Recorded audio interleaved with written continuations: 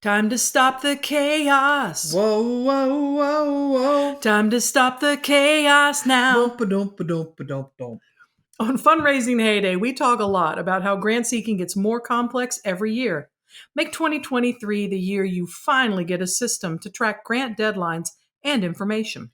It's time to stop the chaos with Grant Holster. It was developed for grant professionals by grant professionals, which makes all the difference. First month is always free. And Grant Holster is giving our listeners a 25% discount on the entire first year of your subscription. Just enter Heyday, all one word, HAYDAY, as your coupon at checkout, and you'll get that amazing discount. And they have a hands-on demo at grantholster.com that lets you explore the platform on your own. But if you want someone to walk you through it, they also have folks that can do that. So if you've been struggling with spreadsheets, clunky applications with a million workarounds, or just keeping your deadlines on sticky notes, head over to grantholster.com and take a look. And remember to enter the coupon code HEYDAY at checkout to get your 25% discount for a full year. And stop the chaos. Whoa, whoa, whoa.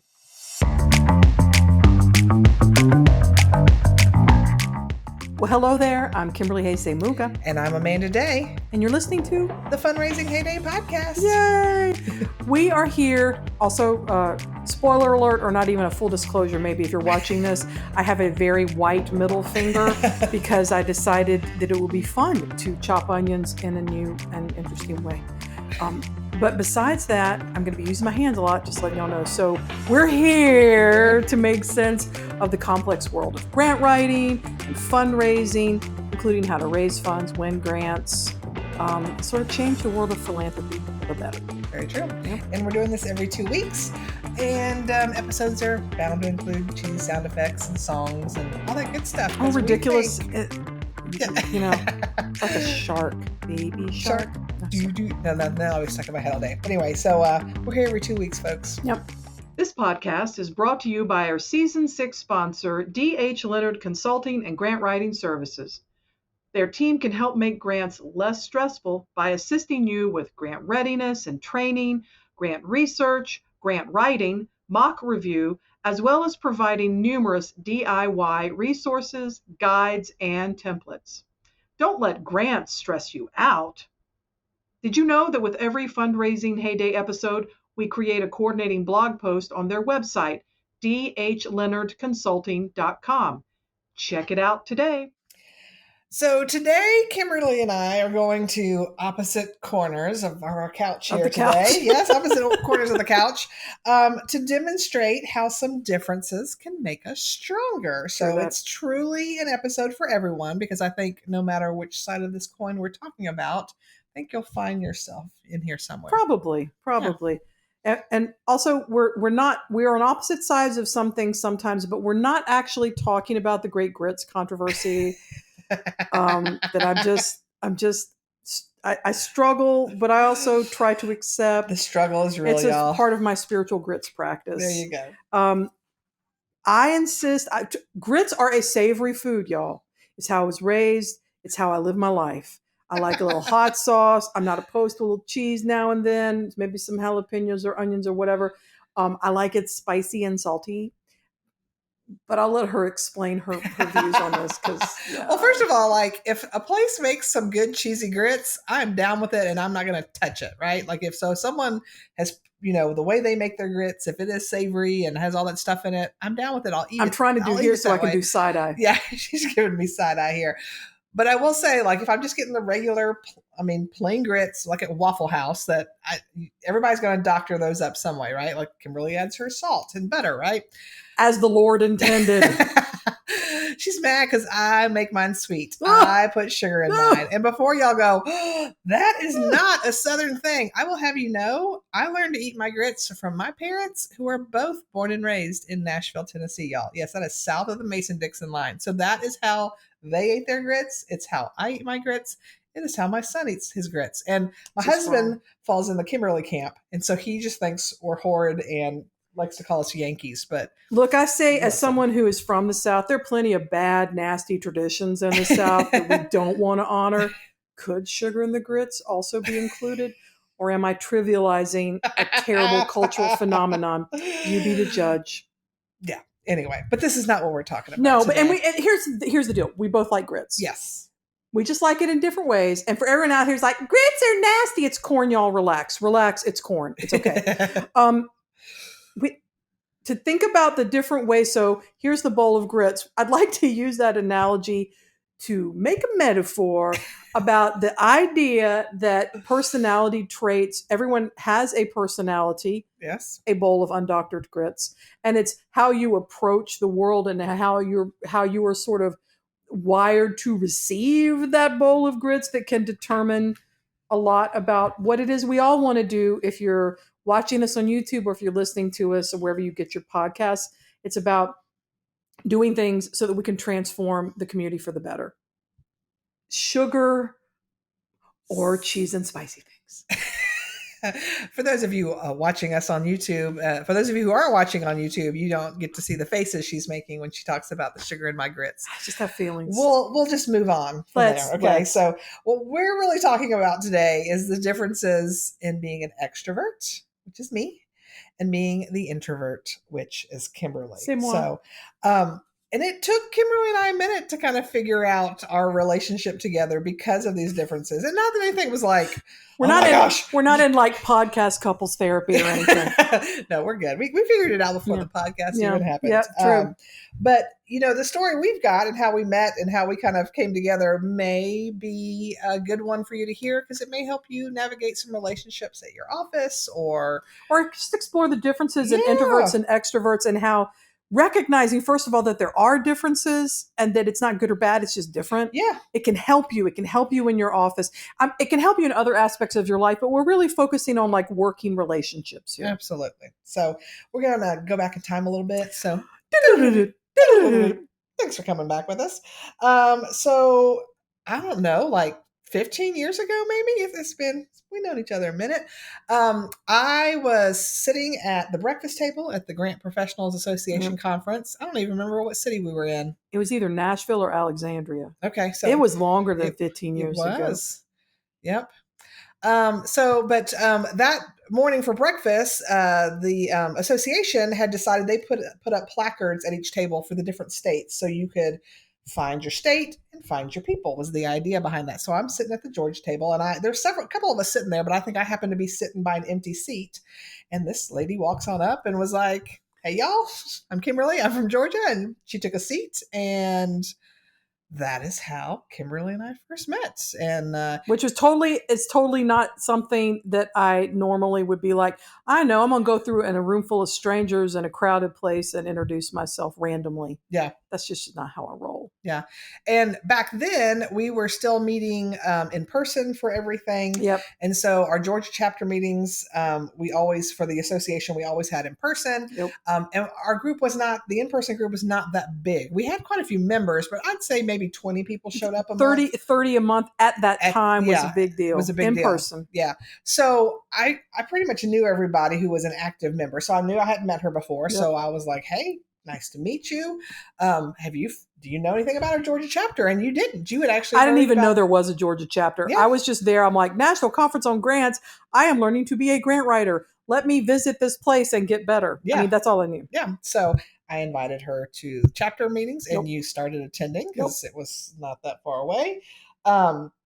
So we start to get to know each other because we're seeing each other on a monthly basis. Kind of, we chit chatted stuff. And, every year when we would go to the national conference, me being the extrovert that I am, I was always rounding up. Like I usually would plan a dinner. Kimberly's already laughing. She's like, "Yes, she did this."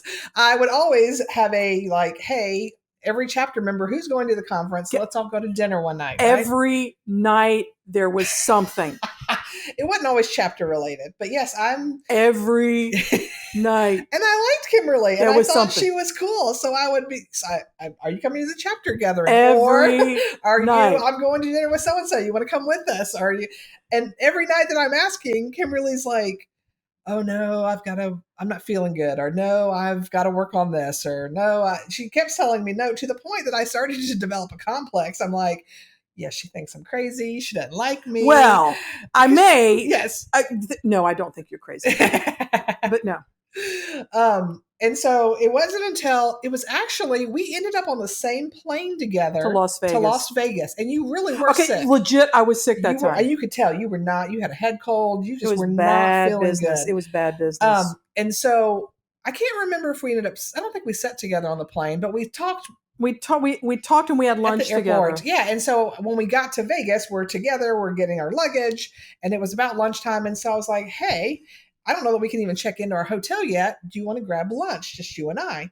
And she said yes. I was like, "Oh!" And it was during that luncheon that you finally confessed. You were like, "Hey, listen, I like hanging out with you, but I am not a big group of people No, hang man, out. I'm not a big That's group why person. I always say no to you." And okay, in fairness, I didn't always say no, but I would say like yes, and then and I'm not going to tell stories on people. But I'm just thinking, we would go and there was like 15 of us, and it was a big old table, and it was really loud. yes, And I couldn't really talk to anybody except the people sitting right next to me. yeah, And it was just wasn't how you like to work. yeah, no, I mean, it was like, here we are, and yeah. Yeah. So, but it was nice having that heart to heart to understand, like, yes, she does want to hang out with me, but her idea of how hanging out is different than me. And so, moving forward, that's how we started to engage. We, especially when I moved to consulting and had a little bit more of a freer schedule, because we don't live near, we both live in Atlanta. It's 45 miles door to door. Yes. And, that can be 45 minutes or 3 hours, depending on traffic in Atlanta. So it is at least an hour. yes. Yeah. So we started doing lunch on occasion, just the two of us, and it was lovely, and we had a great time. And so therein lies the beginning. It was always at Ted's Montana Grill. That was our place. Those pickles. They're good. Well, no, you like the pickles. I don't like those pickles, but the onion rings. Okay, fair. We agreed on the onion rings. We agreed on the onion rings. But none of that would have happened if we hadn't had that moment of communication, because I'm thinking one thing, she's thinking another, and we both were kind of like not coming together. And well, I think it's just, and it's the way people who are extroverted and introverted, it's just the way we communicate. Yeah. Like, it's not like, I just want to do like a definition moment for people who are listening or watching. So when we're talking about extroverts here, we're talking about, I'll use Amanda as an example. You get your energy from being around people. It's like it makes you bloom, and you're wanting that energy from the group gathering and the busyness and the interaction. And I really enjoy one-on-one or in small groups, but then I get my energy and my recharge from being by myself. Yeah. I mean, you've known for years I go to silent retreats, much like the grits controversy. You're like, yeah, that's nuts. You go down and you don't talk to anybody. I'm like, yes, it's great. And you're like, that's weird. No. But it's just that difference. Yeah. And I think it's in how we get energy. I think without getting too woo-woo, I'm just going to define it as that. What I don't define it as, and this is me, my opinion, and I think you share this too, about introversion, it's like I can talk to people. It doesn't bother me to, okay, I got to go in and work this room. Do I like it? No. Yeah. Would I like to get it done and maybe make one meaningful connection and leave in about 30 or 45 minutes? Absolutely.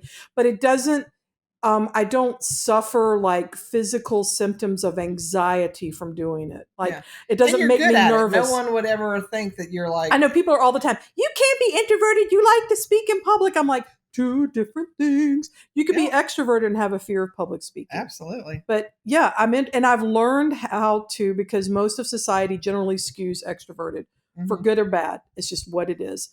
But I've learned to adapt. Is it really most of society, or just that we're out there more? So no, I think it's most of. If you look in workplace, if you think back to workplaces, generally, and this is general, and there's always danger with generalization, but generally speaking, if you look in workplaces, both corporate, nonprofit, and government, the quiet, introspective people are usually not the ones that are even if they're doing good work, are not always the ones who are recognized. Because you think Yeah. about meetings, right? It's the Yeah. person is like, I've got this idea, you know, and there might be someone who has a better idea, but maybe they're cogitating and maybe they haven't come up with it yet. Do you know what I mean? Yeah, I mean, yeah. I just think generally this society favors it values extroversion. Oh, and that I'll agree with, Yeah. because I think you get recognized more as an extrovert. I Yeah. just wondered if there are more extroverts out there Oh, versus introverts. now that I don't. That's what I was wondering. know. Are there I more got you. extroverts? No, but are there more extroverts in leadership position Yeah. and that are being seen? Yeah, because it's how we reward. That's how we thrive. Well, that's Yeah. how we thrive. So we're going to be pushing to be in those places. Yep. So yeah, I just want to separate it from. Yeah. I've had people come up to me over the years, like we've done. I've we no, I've You've done. done. Thank you. Mhm. I was like, we were doing these things.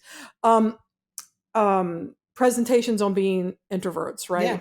And the room is packed and it's full of people, but there are also people who say, oh, I just, you know, I start shaking when I have to talk to people, or I, you know, palm sweaty, headaches, whatever, you know, heart pounding. She sounded like she was starting the Eminem song from 8 Mile. Sweater on my spaghetti. It's vomit on my sweater. Mom's spaghetti. Sorry. Wow. When you don't just... intend to evoke something and you do. Today on Fundraising Hater. Sorry. Wow. Yes. Okay. Well, I guess we'll move on from we'll that. move on. Wow. Eminem strikes me as someone who is probably pretty introverted. Yes, Yeah. I would say, because I mean, I've interviews I've heard of him, especially after filming that movie, just how hard it was for him to be in the limelight in that aspect. But there are a lot of performers who identify as being introverts because they're performing and then they go away. Yeah. And I totally get that. Like if I'm presenting, I can talk all day. I can talk about grants. I can listen and watch people's responses and connect with them, and then I'm done. Yeah. It's just, and then I have to go away and recharge. So all that to say, we're not equating introversion with social anxiety. Yeah. You can have both. You could also, I think, be extroverted and have social anxiety. Well, and I mean, there are plenty of times, you know, for years, I taught for Grant Writing USA, and it was the same. I mean, we taught a writing class and a workshop, a management workshop. So, right, it was the same thing. So after 7 years of doing it, I had it down pat. So there was not a, like, oh my gosh, I forgot what I'm going to say. Like, that never happened. But occasionally it would be time to start the day, the first day, and all of a sudden I feel my heart going. Oh, wow. And I don't know why, because it didn't always happen, but occasionally I don't know what it was. And so I mean, and especially if I'm getting up to speak in front of a huge group of people, I'm fine once I get going, but like the 10 minutes leading up to it, it's a I'm little like, stage, stage fright. Especially when I've gotten up to perform at conferences, I'm the whole time, every time, and I've done it like 6 or 7 times. Every time, the 10 minutes leading up to it, I'm like, what the heck? I think that's normal. I mean, that's like normal perform. I'm like getting ready to perform. But so same thing. You can be extroverted and still get nervous about public speaking. Still get nervous about talking to even one-on-one sometimes with people. I think. I just think sometimes it just gets all confused when people are talking about it. And when I'm like presenting as an introvert, here's how you can present. Here's some things in the office. Here's some things that I've learned work for me. And people are like, you can't be an introvert because you're so calm and relaxed presenting. I'm like, two different things. Yep. Two different things. I would say, we were talking earlier about, are there more introverts than extroverts? I would say most grant writers I've met, and more, I've been a GPA member now for 15 years. This is in 2023, but I was coming to conferences before then, and I may have been a member off and on, so it could be even longer. But most of the people I met who were saying, hey, I'm a grant writer, would seem to fall more into the introversion kind of side of the pool. But in the workplace where I worked in nonprofits, it was more grant writers are more introverted, but generally other aspects of fundraising, particularly events and major donor work, they tended to be more extroverted people. And then leaders were kind of a mixed bag of introverts and extroverts. And also, it's like a scale, you know, it's a spectrum. You can be super extroverted, or you can be hermit-like introverted. Most of us just fall somewhere in between. Yeah. But I just think it's important to to sort of call that out. But I would just say that I'm not saying that introverts are better than extroverts. It's just a difference that's not always recognized, and it can get in the way in the workplace of getting good things done. Yeah. Really. Well, and just the opposite for extroverts. At the conference, you're right. I'm away from home. I'm in a new city. I'm with people that I don't get to see on a regular basis. So I love going out. But like my normal day-to-day life, I mean, hello, I work from home by myself, right? I mean, I've got Zoom meetings. I have colleagues I interact with, but for the most part, it's not like I'm coming into the office every morning chit-chatting with somebody about what happened on The Bachelor last night, right? So it's just me at home. And most time especially during the week, I do leave my house, but usually I'm taking my daughter to lacrosse, and I'm going to the grocery store by myself. So it's not like as an extrovert, I'm like, every night, people, let's go. There's and even on the weekends sometimes it's just that's true, relaxing at home. Because I need downtime too. I get tired. She does. You do. I do. So we were trying to come up with, before we started recording today, like lessons that we've learned over at least 15 years of working together. And then since 2018, like really working together. We were volunteered. We knew each other. We became friends. We volunteered in different levels and different organizations. But now that we've been working together since 2018, then maybe some things that we've learned together that could help you, whether you're introverted, extroverted, or somewhere in between, or you're an ambivert. Just so many verty things. All the verts. Yeah, because we've learned a lot from each other. So that's what we wanted to come here and talk about, what we've learned and how that affects our working relationship, and hoping that may help you with your own work environment and how that is. So things I've learned from Kimberly over the years, my introvert friend. First of all is to not take it personally when someone, if you are the person that always wants to go and do, I would initially get my feelings hurt, like, and not even like, oh, I'd go home and cry. I feel bad. It wasn't like I went home and moped about it by any stretch, but I would just be like, man, she always tells me no. And you start to like question, like, does she not like me? Does she, it wasn't just you. There are other people I've known that have done that. And since the more I get to know I don't them, know, Amanda, maybe it is it is me. But over the years, as you start to get to know these people better and realize, they're really not saying no to me. They're saying no to whatever the experience is. And that's, and that's okay. And also if someone doesn't like me, that's fair too. I like everybody. I want everybody to be my friend. That's my probably my greatest strength and my biggest weakness, right? So I've learned to get over it. But that's the thing, is just to learn that, if you want to spend time with somebody in any capacity, is knowing what atmosphere they like and to meet them where they are, right? Because if your ultimate goal is to be spending time with somebody, whether it's personal or even in the workplace, what's the best way? Because I would say the same thing. I work pretty well in groups, but I have learned over the year that there are some colleagues that if I want to get the best information out of them, for them a one-on-one meeting is going to go so much better than them being in a room with 10 people, because they're not going to speak. Because that's just not how they operate. There are a lot of people who are more introverted who want to take their time. Yeah. Or need prep time to come into a meeting. Not that they needed an extroverts don't. Personally, I'm like, I think we could all do with a little more silence every once in a while. We could all be better listeners, and we could all think things through. Those are commonalities that could come across. But in a fast-paced, like brainstorming kind of meeting, the person who has the best idea may not be the person who's speaking out. Absolutely. Going, ooh, ooh, ooh. Yep. So another thing is, what we've already talked about earlier, is that introvert does not mean shy, because that's what a lot of us think. Extrovert means you're good at public speaking, you're going to be this, that, and other thing. Introvert, shy, doesn't like to speak up. But if you have not seen Kimberly or lead any sort of panel or lead a discussion of her own, she can work and command a room like no other. So that is it's just not shyness, right? So, and also, like, half of the things that we do on this podcast, I'm sure a lot of you are like, oh, Amanda must write all the ad scripts where they're singing and being silly. No. It is a joint effort, and she comes up with just as many like playful things. So, and clearly she carries the voice in our singing duet. You're too kind. Well, it's accurate. It's accurate. So, but that's good to know. Another thing is, I try don't assume that just because you want to do something that your colleagues are going to want to do that, right?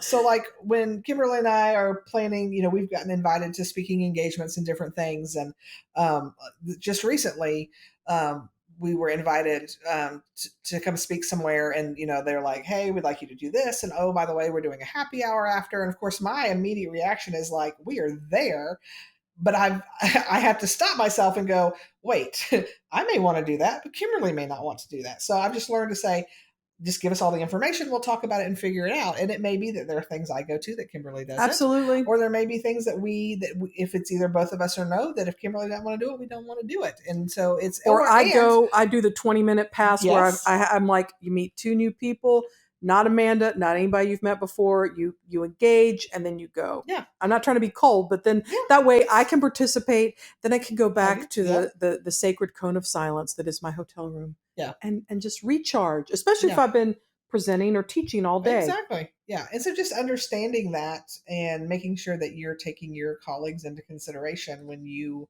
are making plans. Because just because you think it's lovely and brilliant, I mean, that really applies to anything. Before you commit, you shouldn't commit other people to things anyway, even if they are extroverts. Well, you've noticed I've never said, hey, come on a silent retreat with me. Yes. I probably never will. That's okay. That is quite That's all right. okay. That is all right. And I mean, to be fair, I could do it.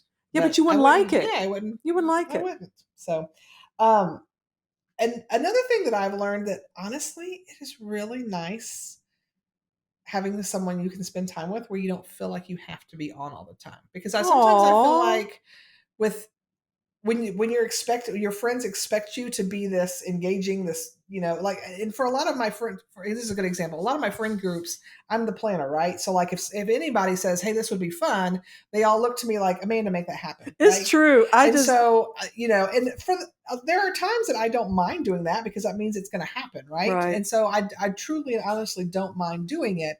But there are times when it's really nice when you don't have to. In fact, I have one friend group, a group of girls from high school that every 2 years we do a trip together. And it is the one group that I literally, other than helping pick where in the country we were going, I usually do nothing because there's other girls that love doing it. Let them do it. And so I am like, it is such a treat to take a back seat. And that's how I think it is spending my time with you. I don't feel like if I'm having a day where I'm like, it's a crap day, and I can tell you about it, and you listen and you understand, and you don't expect me to be this, I'm great, it's fabulous. Man, and again, not that all extroverts, I appreciate that from people too, but it's just, you don't have to be the life of the party around me. Yeah. So last thing I will say too is, if you can believe it, because I guess opposites do attract. I did marry an introvert. Let it go. Let the record show. Yes. You married an introvert and you started a business with an introvert. Let us pause. It works. And reflect. Clearly. I mean, May will be 21 years we've been married. So things are working. Oh my God. I know. So, but I've learned, I mean, obviously he and I talk, but it's, learning from other introverts, learning from Kimberly has just shined some lights on some things about like, some things I get now, right?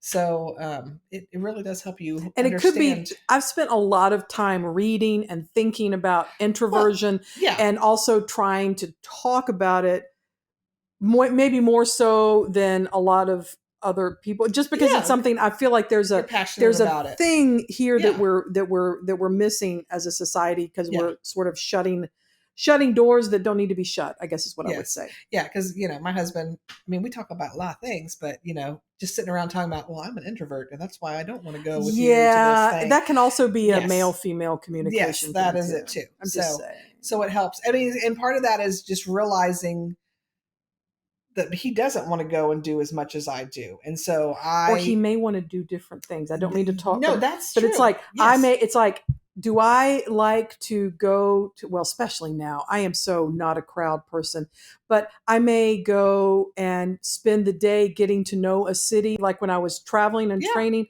I would go by myself because I'm okay with my company, but I would be like, oh, I'm going to go here and here and maybe take a hike here or walk through this museum or do something like that. Yeah. And I would do things, but maybe there would be different things. Yeah. And they were generally quiet things. Yeah. Generally quiet things. Yeah. experience. Well, and to be fair, traveling, I would do the same. When you're by yourself, it's just Yeah. it's a whole different thing. And so, and he and I together do all kinds of things, but like in the larger group settings, I've just learned that that is not his favorite thing. So there are certain times when I ask because for whatever reason I need him there. And so, and we just have had some conversations about, I know this isn't your favorite thing. I'm not going to ask you every time, but there are going to be a handful of times when, whether it's because of a work setting and it will be good for you to be there with me, or whether it's whatever it is, right? And so, but just again, the more just being clear about your expectations. Absolutely. Because I think another thing. I'm sorry. Go ahead. No, I was like, communication, I think, is key for all your differences. It's true. And especially the introvert and extrovert stuff. And I also think it's important, just for me, I'll just speak for myself. It's important for me personally to try different things and to not, and I don't like this step outside your comfort zone, but it's like, I think it cuts both ways. I think if there were extroverts who had never experienced like a peaceful walk by themselves outside, or just, going to a quiet, sunny place and just hanging or watching the sunset and not having to have music and 5 conversations and everything going. Mm-hmm. I think that could be an interesting and perhaps enjoyable experience for them. But then as an introvert, I also want to do things and try things and see what they're like a podcast, finding out that I do really enjoy public speaking and training, which is not something I knew 20 years ago. To sort of put, gently into different kinds of situations, not so that you would have some sort of anxious reaction if that's what you're experiencing. I mean, that can have negative effects on your body, but just trying to experience things in a different way, I think can really help. And then it helps that communication, and helps figure some things out. So I had some things that I've learned from you. So one is basic but actually important, and it's to be more comfortable on camera. Because when we first started podcasting, I'm like, I don't take my picture. I just whatever. I don't like looking at myself. I don't want to. I mean, it just doesn't feel authentic to me to do these things. But then I'm like, wait, it is an important, authentic way in our culture to communicate. So what can I do that will make me feel a little better about this? And so I feel better acting silly than trying to be like, I'm here now. I'm all buttoned up and but so I still use even though my hair has changed color, I still use the picture where we were at the podcast movement conference and I stuck my head in the fake pink alligator. Or when I was faking being attacked by the giant lobster. I used that as my Twitter banner for a long time. And so just finding that comfort, because you're so comfortable with it.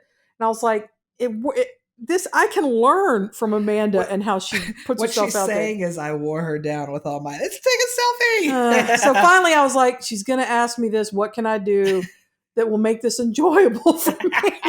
And it was acting silly. It was acting silly. It wasn't like, let me find my angles. It was, although I will mess around with my lighting, but it was more, what can I do to make this more comfortable? And it was generally being kind of silly. That I felt better about that. And also I've learned from you how I can be in groups in ways, because although part of me wants to be a hermit, I really don't want to I kind of do, but I realize to do the work that I do is not going to be helpful. It's not going to be helpful. So being like, okay. And I was joking earlier about, you got 20, 30 minutes, circle the room, meet 2 new people. Totally how I will work a room if I'm feeling depleted at the end of the day. If it's earlier in the day, or my energy's different, or I haven't taught for a while or trained for a while, then it may be a different thing. But sometimes I'm like, you need to go to this reception. Do you need to go to every happy hour and meet up and pub crawl and all those things? No. But it's like, go in and talk. And I've also found that if there's structure, just like the way I first came up to you, I was like, all right, I don't know anybody at this conference. I'm learning a lot. This is a good conference, but let me just, okay, people from Georgia, I'm from Georgia, and just finding a context to get in and talk. And make those kinds of connections on the fly. That's what I've learned. Well, and you didn't too. Like, if I had gone up to that table, I probably would have been like, kind of gotten everybody's attention at the table. Hey guys, nice to meet you. Who is everybody? Nope. But you just sit down beside me and was like, hi, I'm Kimberly, and just you. Because that's how I'm going to meet. I'm going to be one-on-one. Yes. Going to be one-on-one. And that's, unless I'm teaching or training, and that's different. But socially, it's going to be it's going to be one-on-one or small groups. But also what I've learned from you is sharing more about what's going on in my life, different parts of my life, sort of connecting different parts of my life, because you do a really good job. I mean, it's just authentic. It's just how you are. It's like, here I am. Here's my kids. Here's my husband. Here's what we're doing. Here's my music. Here's a playlist.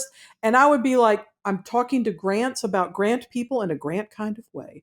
And then I would go over here with this group of people. I'm talking about writing with these writers, and we're writing fiction, and that's that. Or I'm going over here with my religious affiliation, my faith community, and my spiritual practices. That's over here. And from you, I've learned it's like, well, I'm all these things. Yeah. So thanks. Thanks. Very cool. So we hope that our story of working with our differences instead of against them helps you redefine how you choose to interact with the workplace. Fingers crossed, although I can't really do that today. Yeah, from grants to grits. We close that circle. And one thing I will say is again, I still go back to communication is key. And because I love spending time with Kimberly, and because we both know that we operate differently, I still invite her to all the things with the full understanding of, I'm not offended if you don't want to come to any of this. Because it's not personal. It's me going, I'm going to be too run down. Yes. But you are my friend and I want you there. And sometimes she'll come back and be like, I do want to spend time with you, but that's not my thing. So can we do this instead?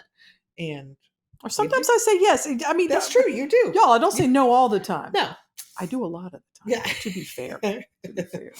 So listen, thanks. Thank you for joining our conversation today. And I'm hoping that no matter how any listener or viewer, however you fix your grits, that you're welcome. Just want you to know you're welcome here in the Fundraising Heyday community. I may give you a little bit of a side eye, but I respect your right. But if you've never ever tried grits before because you just think they're gross, really, just come on. It's corn, y'all. It's corn. Yeah. I will tell you though, if a Southerner tells you to kiss their grits, that's a whole other conversation for another podcast. That's a different podcast. It's just a different thing. It's a different thing. So we are so glad that you chose to listen to us. It means a lot. And whether you've been with us for one little podcast, thank you, or whether you've been with us for all 6 seasons now, well into our 6th season, well over 100 podcasts now, episodes. What we would love for you to do, if this is something that you really respond to, is if you could leave a review on Apple Podcast, if that's where you listen. Because believe it or not, it's an easy thing. It'll take probably less than 5 minutes, and it helps other people find us. It's the magical algorithm-y thing. If you're listening to us on Spotify or on heydayservices.com, our website, link, share. Let's help get the word out there. Tell a friend. And you can also, if you just can't get enough of this Heyday stuff, you can go to our new website, heydayservices.com. And you can sign up for our Heyday Hot Takes, right? It's our newsletter where we'll keep you informed about what we're doing, but even more importantly, about some trends and tips that are going on in the grant world right now and fundraising that can help you raise money to do more good things. Absolutely. Thank you again to our Season 6 sponsor, D.H. Leonard Consulting and Grant Writing Services. We appreciate their support in making grants less stressful. Visit their website, dhleonardconsulting.com, to download their latest resources today. So we're honored you chose to spend time with us today. Please join us again in 2 weeks. We're going to be talking about all those things we wish our boss would not. Like new before we had to spend 5 years telling them not that I'm bitter.